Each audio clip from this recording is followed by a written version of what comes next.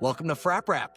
I'm your host, Aaron Goldman, aka AG, and the artist formerly known on AOL Instant Messenger as GDogg with 8 Gs. Yes, 1 through 7 were taken. 25 years ago, I was an AE at an ad network called L90, and my biggest client was Starcom IP. Every Thursday, I'd invite everyone to Chicago at 35 West Wacker to meet me at the Cozy across the street for coffee. And for each person that came, I'd do a freestyle rap about them, hence the name FrapRap. Each episode, I track down another OG IPer to reminisce about the good old days and see what they're up to now.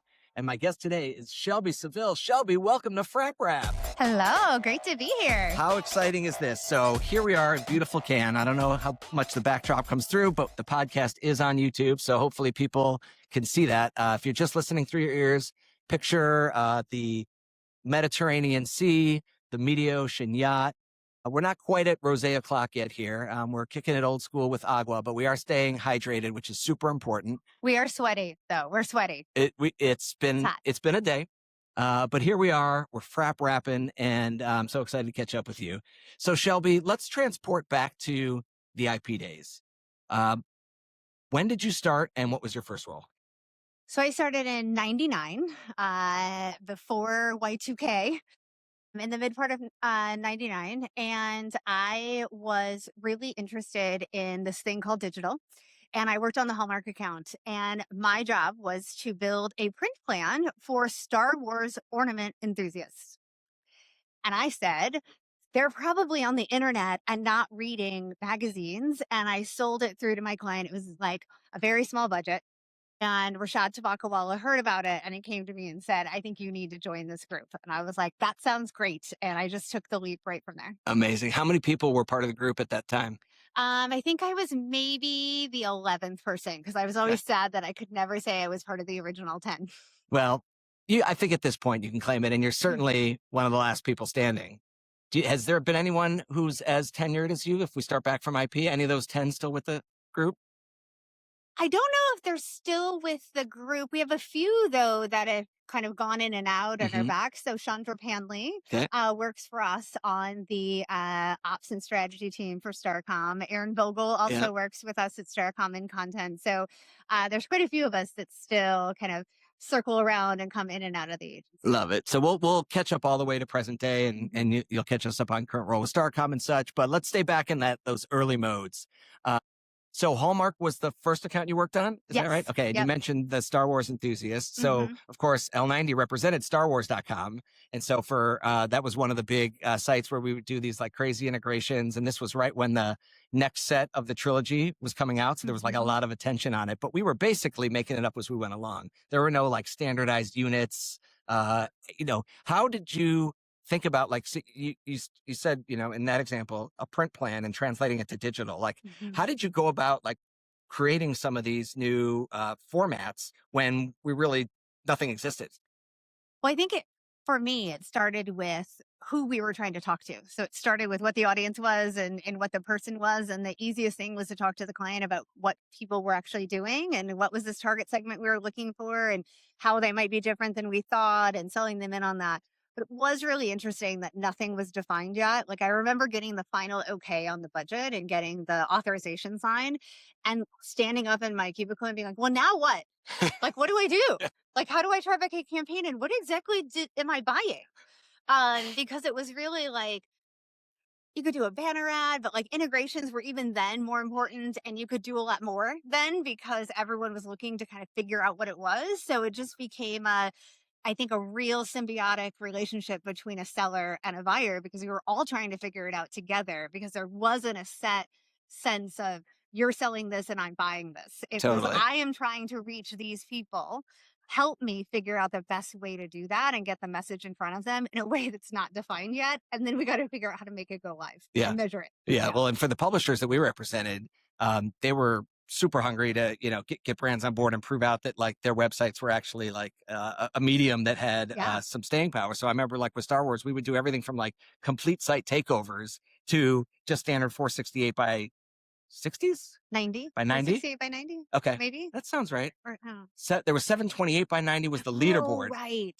I can't remember. I don't know. These, And then there were the buttons. what was the skyscraper? That was like a 160 by 600 maybe. Oh, that sounds right. That's wild. That sounds right. These old relics. And speaking of relics, I actually brought a few with me here today. So I didn't bring the whole Rolodex from Chicago, but I did pull out 2 cards that I had for you. And this was, before we had like Salesforce and things like that. So I would write on the card how I met you. And so this was, I don't have the year, but January 16th, meeting with KJK. Oh. Keith John Kaplan. Oh. So apparently, and your title was director. Mm-hmm. And I have your fax on here because that was important. Right. We faxed a lot. And then I have another card from Mediavest. Mm-hmm. At what point did you transition or take us through like your progression from IP and what came next? Yeah. So what was interesting is, I went from Starcom to Starcom IP because it just went from like total buying and planning on all mediums to focusing on digital. That was great. But then I also then helped a lot of the other brands inside of what was SMG at the time pitch business that was digital. So I ended up with a lot of business cards. So I had Mediavest, although I was never technically transferred to Mediavest. I would just help them. I was Starlink before I actually Starlink, go yes. there. I would help them. And it just depended on whatever entity was pitching. They would get me that business card. So in the room, I could be the digital lead for that.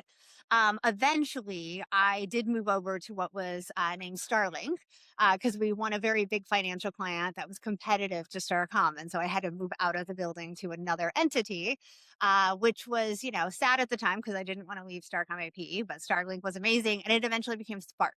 And so people now know it as Spark. And then Spark merged with Mediavest. So this little tiny Starlink Spark then merged with Mediavest and became the big media agency that it is today. That's wild. So yes, I also have the old org chart here. This one is circa 2005. And this must have been the point at which you had moved. Oh, actually here. So Starlink has its own line here. Correct. So one thing is not like the other. Because I handled every client under the Starlink umbrella. I love it. So we had you, Mike Horwitz, Davis Brewer.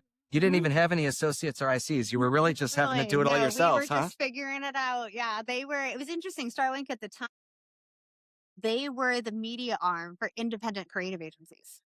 And if you think about digital at that time, independent creative agencies were really the first movers on a lot of digital. And they needed a media partner that could think very agile and like being like, oh yeah, we totally want to do it. Let's figure out how to make it happen.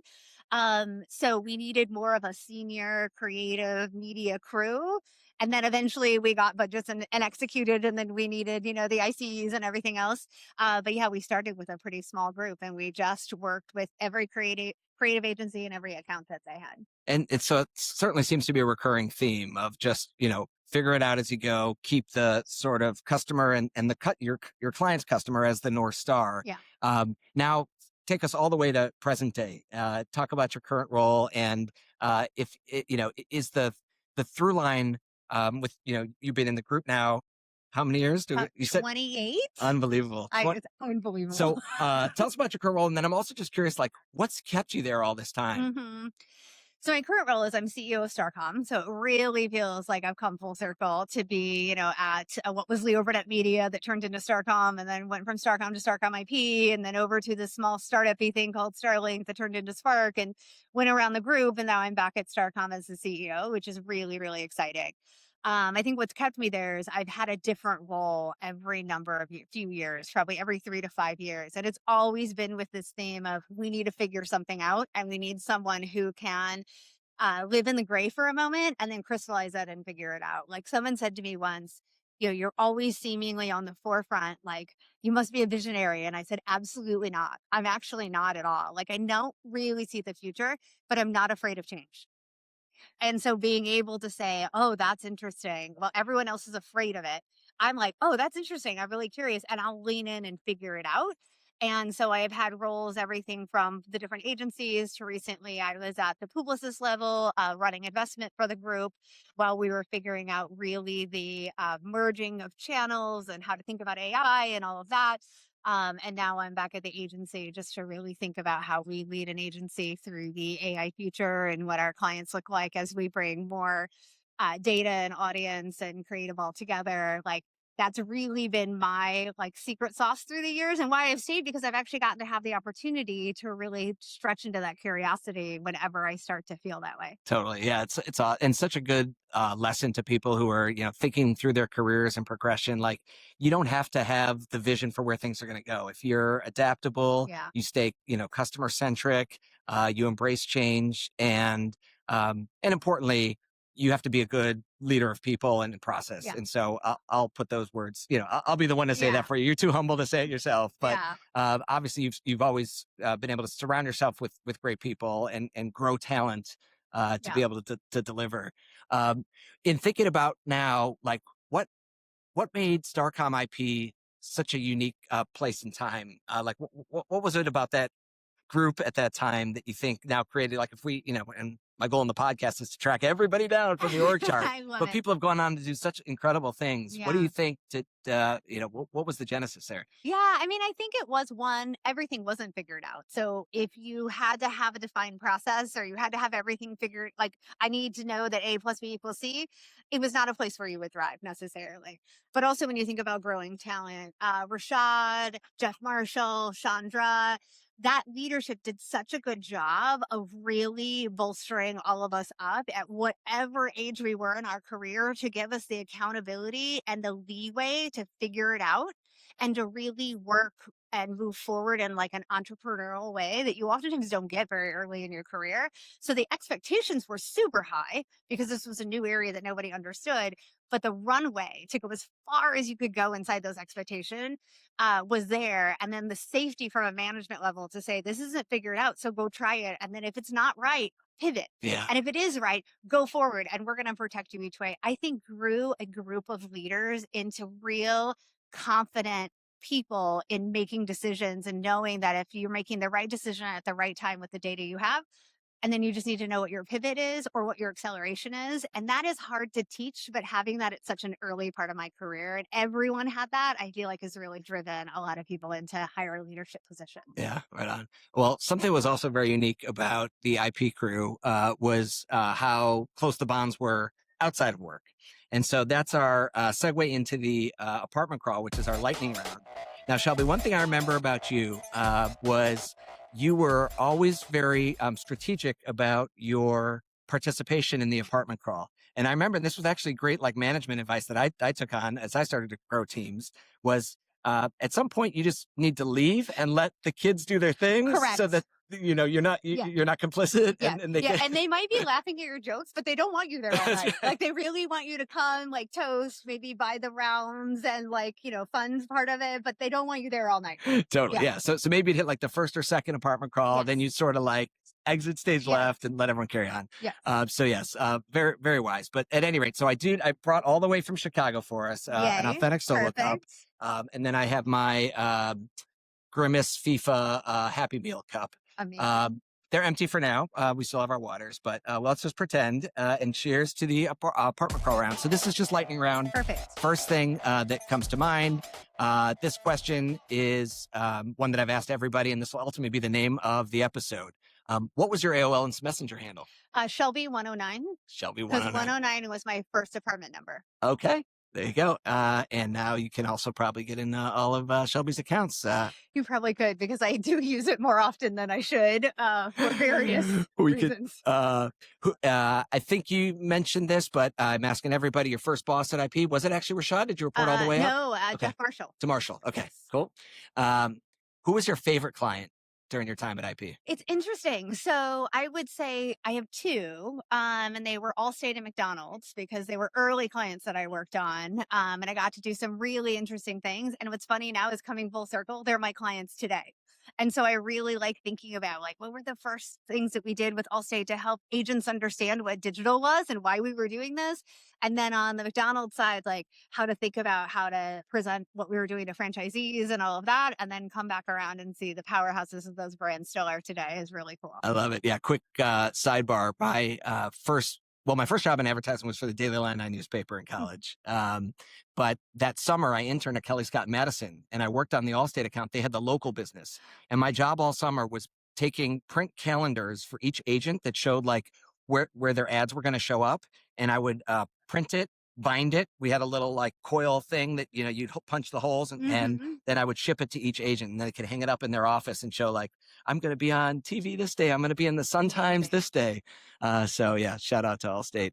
Okay. If you could have worked on this question in your case, you probably touched all the clients to some degree, but was there one client that you didn't work on that you wish you could have? It's interesting because I did touch on most of them, to be honest. So I don't know if I could think about that as much as like, took me a while to get to work on entertainment. And that is such a fun category, and think about like the takeovers and the real integrations and pushing a lot of really innovative formats. Like I always thought that was cool. And it took me a while. I did eventually work on some entertainment brands, but that took me a long time. And for a long time, I kept saying like, I just want entertainment. I just want to work on one where we're trying to figure out how to make the entire site turn it like ooze or something, Can I just be held to some nice fluffy brand metrics? Exactly. All this performance stuff is for the bird. Network solutions, tracking me down to the last cent. Come on. Okay. Present company excluded. Who was your favorite vendor? Ooh, I mean, you were way up there. For sure. I'm still very close to Carrie King. She was Glam, Mode Media, and then Teeds, and now she's consulting. And I would say, as you were talking about, there are people you make are friends for life. And there are many people that are now, wherever they're at, we're friends first. And she's one of those people that I met very early. She was like Cool Savings. I met her very early in the industry. And then we're still friends today. That's awesome. All right, last one. You have a hot take on AI and advertising. Ooh, hot take. I'm very excited by AI and advertising. I think that it reminds me very much of early IP days when everyone thought digital would do everything and be everything. And then when programmatic happened, everyone thought no one would need buyers anymore because it was all platform. And the thing is, I really feel like the merge of people and technology is always powerful. And I feel like we're getting even better tools and things to make agile marketing real, because agile marketing is real, but it's very hard and it takes a lot of people. And I think being able to do that in a way that's using AI and be able to do that in a way that's getting closer to the consumer and all of that is great. And I think putting that in the hands of people is going to be really amazing. And so therefore, I'm much more bullish on the role of people with technology and AI than I am afraid of what AI may do to the workforce. Amen. Well, let's pretend we have some Old Miller beer or maybe some rosé in here. Cheers to that, to the people. And before we close, we have to do our FrapRap. So at Cozy back in the day, for every person that came, I would do a freestyle about them. I would incorporate what they were wearing or what accounts they were working on, etc. But for the podcast, we've just been having people write down keywords, or in the case of Aaron Vogel, pulling out old relics out of the box that she's kept for 20 years. Amazing. You didn't bring your box to Cannes, but we have some note cards for you. So give me 3 keywords that I'm going to incorporate into my rap. Okay, I have to write them down. And then we'll get it going. Okay. These are much nicer mics than I have in my home office too. So I'm hoping it's going to pick it up. I might spit on it a little bit with the beatbox here. We'll have to do a wipe down in between episodes, but we're going to let it rip. Okay. Ready? So you want to, let's just do one at a time. Don't let me see them yet. Okay. And I'm going to slip into my flow. Let everybody know AG in the place to be with Shelby. First keyword on the card. Let's hold it up. Let's raise our cup and we'll do it all up. We're going to take it down. We're going to eat a little too. We got a dessert for me. I'm not a fool. They didn't sell this at Cozy back in the day, but we could go down to the bakery and look my way. I would hold it up. I would take a big bite. I would jump into the lake with my piece of cupcake. I'd take the frosting and I would lick it off too. And I would spit it on the mic because I am such a fool. Next card. Hey, what's it gonna be today? IP. Don't you know you got to look my way? I'm with Shelby. She's a dog lover. She knows that she's a sister from another mother. She's got one thing that's not in her mug. She's got a thing and it's called a little pug and it's snorkel. A little like that, and it's sort because I am the best, and I'm going to see the third card next, and we're going to see if I can do it the best. So everybody put your hands in the air, wave them around like you just don't care. I do it like this, and I do it like that. I do it on my yacht and on baseball bat. I'm with Shelby. It's been real. Starcom IP, let's do it. You're the real deal. Thank you. This was awesome, Shelby. Thank you. Appreciate you. This was fun. That's it for FrapRap. Thank you all for tuning in, and see you on the next episode. You're listening to the Mediaocean Podcast Network. For more of our shows, visit www.mediaocean.com/podcasts.